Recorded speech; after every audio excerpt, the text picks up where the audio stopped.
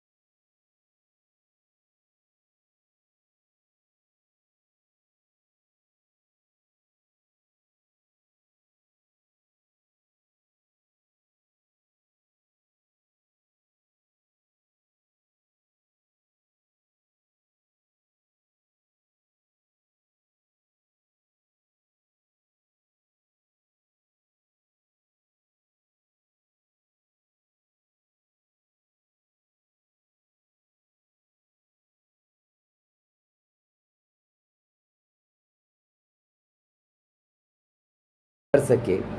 कुछ very short answer type question हम करवाए हैं। अब कुछ शॉर्ट आंसर टाइप क्वेश्चंस हम देख लेते हैं। पहला है differentiate between renewable and non renewable resources. नवीकरणीय और गैर नवीकरणीय रिसोर्स के बीच में अंतर बताएं। तो देखिए, नवीकरणीय रिसोर्स जो हैं, renewable resources, these can be replenish और reproduce quickly nature by natural process. जब प्राकृतिक प्रक्रिया के द्वारा जिसका फिर से जिसको बनाया जा सके या फिर से जिसका उत्पादन हो जाता है, अपने आप जिसका निर्माण हो जाता है, जिसका पुनर्निर्माण हो जाता है, उसको हम रिन्यूएबल रिसोर्स कहते हैं। जैसे सोलर एनर्जी और विंड एनर्जी, ये सब क्या है, ये कभी समाप्त होने वाले नहीं है और इसका अपने आप निर्माण होते रहता है। Non renewable resources, these have a limited stock and take millions of years to form। Non renewable resource जो है वह एक निश्चित मात्रा में है और इसको बनने में लाखों साल लग जाते हैं। Once exhausted they can not be replaced in a human life time. एक बार जब ये समाप्त हो जाते हैं तो मनुष्य के ज़िंदगी में फिर से उसका रिप्लेसमेंट नहीं हो पाता है। एक बार वो जल गए तो समाप्त हो गए। अब कोयला को आप एक बार जला लेंगे तो फिर वो कोयला तैयार नहीं हो सकता। पेट्रोलियम एक बार जो ख़त्म हो गया तो फिर दोबारा उसका निर्माण नहीं हो सकता। तो ये सब नॉन रिन्यूएबल रिसोर्सेज हैं। क्वेश्चन 2 है, a farmer in your village using chemical fertilisers heavily, what advice you will give and what values does it reflect. आपके गांव में जो किसान है वो केमिकल फर्टिलाइज़र का बहुत ज़्यादा उपयोग कर रहे हैं या करते हैं, आप उनको क्या सलाह देंगे और वह किस तरह के वैल्यू को रिफ्लेक्ट करेगा। आंसर है एडवाइस क्या देंगे, I would advice the farmer to switch the organic manure और bio fertilisers.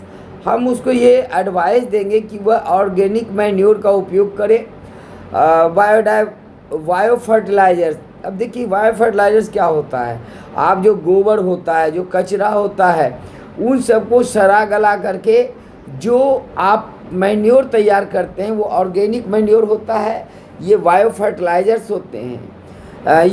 Heavy use of chemicals damages soil health, kills beneficial organism and causes ground water pollution. हम उसको ये भी सलाह देंगे कि ये जो केमिकल फर्टिलाइजर्स होते हैं ये मिट्टी के स्वास्थ्य को खराब करता है, मिट्टी की उर्वरता को कम करता है, जो लाभदायक कीड़े होते हैं उनको मार देता है, साथ साथ ग्राउंड वाटर जो होते हैं उसको भी ये पोल्यूट कर देता है। इससे वैल्यूज क्या मिलेंगे? It reflect the values of environmental conservation and responsibility towards the future generation. यह इन्वायरमेंट मतलब पर्यावरण संरक्षण और भविष्य के जनरेशन के प्रति उनकी जिम्मेवारी को दिखाता है। ये वैल्यू जो है ये पर्यावरण संरक्षण और जो आने वाले हमारे पीढ़ी हैं उनके प्रति अपनी जिम्मेवारियों को व्यक्त करता है। क्वेश्चन 3 है, what are fossil fuels, name any two. Fossil fuel क्या होते हैं, जीवाश्म ईंधन क्या होते हैं, किन्हीं 2 फॉसिल फ्यूल्स के नाम बताएं। आंसर है fossil fuels are natural fuels formed when millions of years from the remains of dead plants and animals buried deep under the earth. जब लाखों साल पहले धरती के अंदर जानवर या पेड़ पौधे दब गए थे तो वह उसी से फॉसिल फ्यूल्स का निर्माण हुआ। यह एक नेचुरल प्रोसेस से बना हुआ चीज़ होता है। धरती के अंदर जब ये पेड़ पौधे या एनिमल्स दब जाते हैं और तब टेम्परेचर के कारण या प्रेशर के कारण वह लाखों सालों में कोयला या पेट्रोलियम में बदल जाते हैं। तो कोल और पेट्रोलियम इनके 2 उदाहरण हैं। क्वेश्चन 4 है, what would happen if all forests were cut down for timber. क्या होगा अगर सभी पेड़ों को, जंगल के पेड़ों को लकड़ी के लिए काट दिया जाए। It would lead a catastrophic loss of biodiversity, increase global warming due to higher carbon dioxide levels, severe soil erosion, disruption of water cycle and a shortage of oxygen and food for living beings. अगर सभी जंगल के पेड़ को काट दिया जाए तो इससे क्या होगा, एक जैव विविधता के ऊपर एक आपत्ति, एक विपत्ति, एक घोर संकट आ जाएगा, जिससे ग्लोबल वार्मिंग होगी, धरती गर्म हो जाएगी क्योंकि कार्बन डाइऑक्साइड का लेवल बढ़ जाएगा और मिट्टी का इरोजन शुरू हो जाएगा, मिट्टी का कटाव शुरू हो जाएगा, वाटर साइकिल जो है वो डिस्टर्ब हो जाएगा और ऑक्सीजन और भोजन की कमी हो जाएगी जो सजीवों के लिए सबसे ज़रूरी चीज़ होते हैं। क्वेश्चन अब हम देखेंगे लॉन्ग आंसर टाइप क्वेश्चन जो F कैटेगरी में है। तो पहला क्वेश्चन आपके लिए, how would your daily life change if there was no electricity for a week. अगर एक सप्ताह के लिए आपके जीवन से इलेक्ट्रिसिटी चला जाए तो आप कैसा आपको लगेगा, आपके जीवन किस तरह से बदल जाएंगे। What renewable resources could help in this situation. ऐसे सिचुएशन में जो रिन्यूएबल रिसोर्सेज हैं वह आपको किस तरह से मदद कर सकते हैं। Answer, daily life would come to a stand still, gadgets couldn't work, water pumping would stop, food in refrigerator would spoil and communication phone internet would fail। अगर एक सप्ताह के लिए भी बिजली अगर चली जाती है तो पूरा जीवन एकदम ठहर जाएगा, वो रुक जाएगा। हमारे कोई भी गैजेट्स काम नहीं कर पाएंगे जो बिजली से चलते हैं। घर में जो समरसेबल है, जो बोरिंग है वो काम नहीं करेगा। आपके फ्रिज में जो रखा हुआ भोजन है वो सड़ जाएंगे। फ़ोन इंटरनेट कुछ भी काम नहीं करेगा, न पंखे चलेंगे, न एसी चलेगा, कुछ भी नहीं होगा। तो इस तरह से अगर बिजली एक सप्ताह के लिए बिजली गुल हो जाए तो एक सप्ताह का जीवन हमारे लिए नारकीय जीवन बन जाएगा। ऐसी स्थिति में क्या सॉल्यूशन हो सकता है? रिन्यूएबल सॉल्यूशन हो सकता है, solar energy, solar panel and lights and wind energy could provide a decentralised power supply to keep essential services running. अगर हम सोलर एनर्जी लगाते हैं तो देखिए ये हमारे ऊपर निर्भर है। हमारे घर में जो बैटरियां होती है वो सोलर एनर्जी से चार्ज होती है और ये रिन्यूएबल रिसोर्स है। विंड एनर्जी क्या है? रिन्यूएबल रिसोर्स हैं। तो ये क्या है? इसको डिसेंट्रलाइज्ड पावर सप्लाई इससे होता है और सभी एसेंशियल सर्विसेज इससे हो सकते हैं। क्वेश्चन 2 है, imagine your village towns out of ground water, what step would you take to solve this issue. कल्पना कीजिए कि जो गांव और शहर हैं वहाँ सिर्फ ग्राउंड वाटर से ही काम चल रहा है, यानी कुआं, चापाकल या बोरिंग के माध्यम से आपका काम चल रहा है। What steps would you take to solve this issue. ये समस्या को दूर करने के लिए आप क्या कर सकते हैं? तो सबसे पहले है implement rain water harvesting to recharge the water table. हम अपने घर में क्या करेंगे? रेन वाटर हार्वेस्टिंग लगाएंगे। रेन वाटर हार्वेस्टिंग क्या होता है, एक बार इसको फिर से मैं समझाना चाहूँगा। जो आपके छत से बारिश से पानी आता है और फिर वो सीधे नलियों में बह करके नदी में चला जाता है। इसमें क्या होता है, आप घर में एक गड्ढा बनाते हैं बड़ा सा, उस गड्ढे में रेत डालते हैं, उसमें आप पत्थर या ग्रेवल्स जो होते हैं वो डालते हैं, ईंट के टुकड़े डालते हैं। इससे क्या होता है कि वो रेन वाटर, बारिश का पानी जो होता है उस गड्ढे के माध्यम से धरती के अंदर चला जाता है और जब धरती के अंदर चला जाएगा तो वाटर टेबल क्या हो जाएगा? मेंटेन हो जाएगा। दूसरा है build a small check dams and percolation pits. एक छोटे छोटे से हम डैम बनाएं। छोटा डैम क्या होता है? आप तालाब समझ लिए, आप गांव में बनाएं चारों तरफ। तालाब बनाने से क्या होगा? तालाब का पानी रीच करके ग्राउंड अंडरग्राउंड तक जाएगा और फिर उससे वाटर जो अंडरग्राउंड वाटर का लेवल है वो मेंटेन होगा। इसी प्रकार से जो प्रोक्लेशन पिट्स हैं, यानी रिसाव वाले जो गड्ढे होते हैं जिससे पानी रिस करके अंडरग्राउंड तक जाता है, उसका भी हम निर्माण कर सकते हैं। Educate the community to reduce water wastage and fix leaks.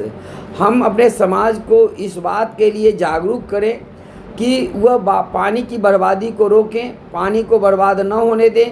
अपने घर में जो पानी का लीकेज होता है उसको रोकें। आप देखे होंगे गांव में क्या होता है कि जो भी नल जल योजना चलती है, कई सारे लोग क्या करते हैं उसको बंद नहीं करते हैं या फिर टोटी जो होता है उसको तोड़ देते हैं और लगातार पानी बहते रहता है। इस तरह से पानी का वेस्टेज होता है। ऐसे इसको लीकेज को रोकना ज़रूरी है। इसके अलावा promote growth of native trees to help the soil retain moisture. जो आपके आसपास के पेड़ पौधे हैं उसको लगाएं ताकि मिट्टी के मॉइस्चर बने रहे। क्वेश्चन 3 है, what is sustainable development, why is it important, mention any 3 ways to achieve it. Sustainable development क्या होता है, ये क्यों महत्वपूर्ण है, कोई 3 तरीके बताएं जिससे हम सस्टेनेबल डेवलपमेंट को बनाए रख सकते हैं। तो सबसे पहले डेफिनेशन को देखते हैं। Using resources in a way that meets current needs without compromising ability to the future generation to meet their needs. Natural resource का ऐसा उपयोग जिसमें फ्यूचर जनरेशन के ज़रूरतों से कंप्रोमाइज़ किए बगैर अगर हम अपने करंट ज़रूरतों को पूरा करते हैं तो ऐसे यूज को हम सस्टेनेबल डेवलपमेंट कहते हैं। डेवलपमेंट बहुत ज़रूरी है, ठीक है, लेकिन डेवलपमेंट इस तरह से करें कि हमारी भी ज़रूरतें पूरी हो और हमारे आने वाले फ्यूचर जनरेशन के जो लोग हैं, अपने आने वाली पीढ़ी के जो लोग हैं, उनकी भी ज़रूरतों की रक्षा हो। इसका इम्पोर्टेंस क्या है, तो it ensures that we don't exhaust our natural wealth and protect environment from permanent damage. ये नेचुरल सस्टेनेबल डेवलपमेंट से क्या होता है कि हमारा जो प्राकृतिक संसाधन हैं, जो नेचुरल वेल्थ है, वो समाप्त नहीं होते हैं और इससे हम अपने इन्वायरमेंट को भी परमानेंट डैमेज होने से, परमानेंट क्षति होने से बचा लेते हैं। हम नेचर को बचाने के लिए 3 उपाय कर सकते हैं। 3 ways to achieve sustainable development को अचीव करने के लिए कम से कम ये 3 तरीके हैं। पहला है follow 3 R's, reduce, reuse and recycle. Reduce का मतलब क्या होता है कि हम जिस चीज़ की ज़रूरत बहुत कम है, ज़्यादा है, उसको हम कम से कम उसका उपयोग करें। जैसे कोयला है तो कोयला क्या है, एक नॉन रिन्यूएबल रिसोर्स है। इसका उपयोग अगर हम कम करेंगे तो आने वाले जनरेशन के लोगों को भी कोयला मिल सकेगा। इसी प्रकार से रीयूज, बहुत सारी चीज़ें हैं जिसको हम बार बार यूज कर सकते हैं। आप वाटर बोतल का उपयोग करते हैं, एक बार पानी पीते हैं उसे फेंक देते हैं। अगर उसके जगह पर जो आपको थर्मस है उसको आप यूज करते हैं तो क्या होता है कि आप उसका बार बार यूज कर सकते हैं। एक ही गिलास से बार बार पानी पी सकते हैं। या फिर प्लास्टिक की ही वो बोतल जिसको आप बार बार यूज करते हैं उसको रखें, ताकि हम प्रकृति में जो प्लास्टिक वगैरह या लोहे के कचरे जो चीज़ें हैं जो बर्बाद हो जाता है उसको हम दोबारा यूज कर सकें। तीसरा है रिसाइकल। कई सारे ऐसे मटेरियल्स होते हैं जिनको रिसाइकल किया जाता है। जैसे प्लास्टिक की बोतलें हैं, आप प्लास्टिक को फेंक के नहीं, उस प्लास्टिक को जमा करके रखें और जो कचरा वाला आता है उसको दे दें। वो कचरा वाला से फिर फैक्ट्री में जाता है और फिर उसका रिसाइकलिंग होता है, फिर उससे तैयार हो जाता है। इससे नेचर पर कोई बैड इफ़ेक्ट नहीं पड़ता है। तो रिड्यूस, रीयूज और रिसाइकल सबसे बढ़िया वे है कंजर्वेशन का। दूसरा है स्विचिंग टू रिन्यूएबल एनर्जी। आप नवीकरणीय ऊर्जा को उपयोग करें, लगाएं। जैसे आप सोलर एनर्जी का अधिक से अधिक उपयोग करें। इससे क्या होगा कि हमारे जो नॉन रिन्यूएबल रिसोर्सेज हैं वो उसका डिप्लीशन कम होगा। तीसरा है conserving biodiversity and preventing pollution. जो बायोडाइवर्सिटी है उसका संरक्षण और पोल्यूशन से बचाव, ये जो 3 रास्ते हैं इसके माध्यम से हम सस्टेनेबल डेवलपमेंट को अचीव कर सकते हैं। क्वेश्चन 4 है explain how exploitation of natural resources can lead to a serious consequences. आपको एक्सप्लेन करना है कि किस तरह से प्राकृतिक संसाधन का अंधाधुंध उपयोग से बहुत गंभीर परिणाम सामने आते हैं। आंसर है over exploitation leads to a depletion of resources like fossil fuels, loss of habitat, deforestation and climate change. Over exploitation के कारण रिसोर्स का डिप्लीशन होता है। जैसे फॉसिल फ्यूल्स वगैरह जो हैं वो ख़त्म होते हैं, वो कम होते हैं।